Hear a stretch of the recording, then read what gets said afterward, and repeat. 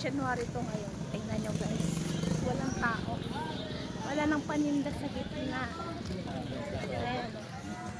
Tahimik ang paligid. Ayan. Saan mo pa? Tahimik na ang paligid. Dati ang sikip-sikip. Ngayon, halos wala ka makita mo nagtitindang karito. Ayan. Walang tao.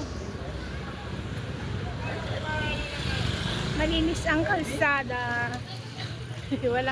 walang pakalat-kalat na mga tindero dito sa gitna. Diba, kagigising ko lang.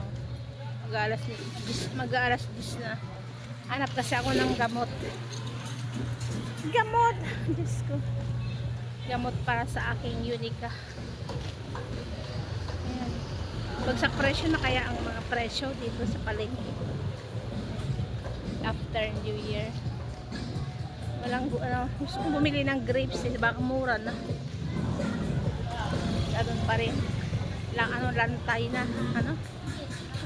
Walang frutas to.